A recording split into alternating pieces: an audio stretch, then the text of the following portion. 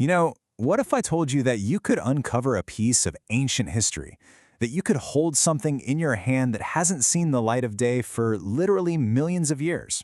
Well, right here in South Carolina, that adventure is right under our feet, just waiting to be discovered. So here's our game plan for this explainer. We're going to go on a hunt. We'll start with the absolutely incredible history that's buried right here, talk about the challenges every new collector runs into, and then I'll introduce you to a society of seekers that basically provides the treasure map. Okay, first things first, why South Carolina? Well, it turns out the state is a world-class spot for fossil hunters. It's like a giant treasure chest of prehistoric life. I just love this quote. It really gets to the heart of the whole adventure, right? You're not just digging up some old object. You're finding a clue, a puzzle piece from a world that's long gone, and you get to be the one to help put that story back together. I mean, the state's geologic story is truly epic. Oceans rose and fell over and over, leaving behind these layers that preserved this incredible variety of ancient life. We're talking everything from dinosaurs that got washed out to sea to the massive mammoths that roamed during the Ice Age. It is all here. And that's the big question, isn't it? It's one thing to stumble upon a shark tooth on the beach, but it's a whole other ballgame to know how to find more, how to figure out what they are, and really understand their place in history. And this brings us right to the Collector's Challenge. Because as soon as you get bitten by that fossil hunting bug, you pretty much immediately run into the same set of really important questions. You start asking yourself, where can I even look for this stuff legally? How in the world do I get permission? What tools should I bring? And then, when I finally find something, how do I even know what it is? Without some answers, this amazing new hobby can get pretty frustrating fast. So what's the secret? What's the answer? Well, you don't go it alone. You find your people. You join a community that's been asking and answering these exact questions for decades.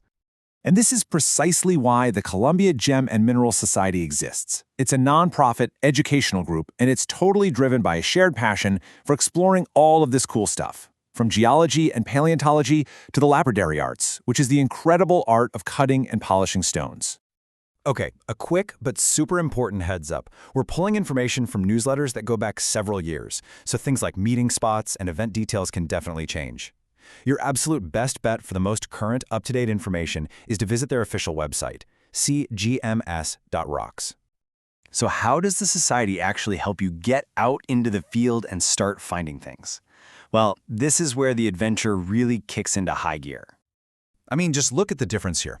When you're on your own, you're pretty much limited to public spots, and you're just kind of guessing at what you find.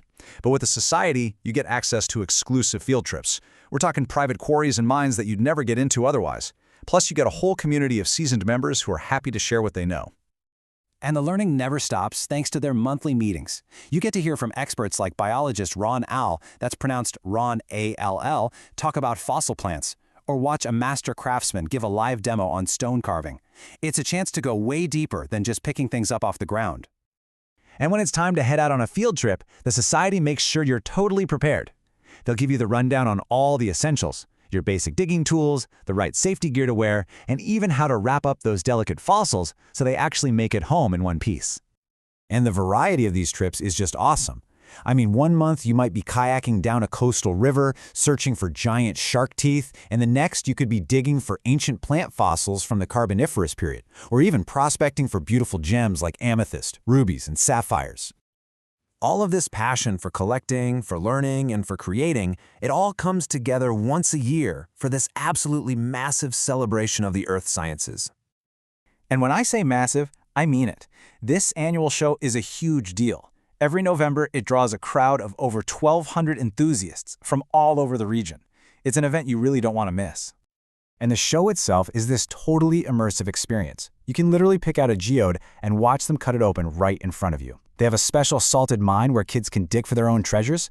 There are live demonstrations and dozens of vendors selling amazing gems, fossils, and tools. It's just a fantastic day out for the whole family. Finally, let's talk a little bit about the Society itself. It's got this rich, long history, but it's also on a quest to secure its future for the next generation of collectors. You see, for an incredible 50 years, the Society held its meetings at the McKissick Museum. They also had a workshop for a while on Frink Street in Casey. That's pronounced Casey. But since the pandemic hit in 2020, they've had to meet in temporary spaces. So right now, they're actively searching for a new, permanent home, a place to hold meetings, host lectures, and house their lapidary workshop for many, many years to come. And here's the best part. You can be a part of this story.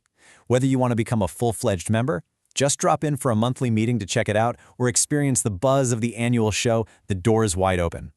The best place to start is their website, cgms.rocks, and be sure to check out their Rocky Trails newsletter for the latest meeting locations.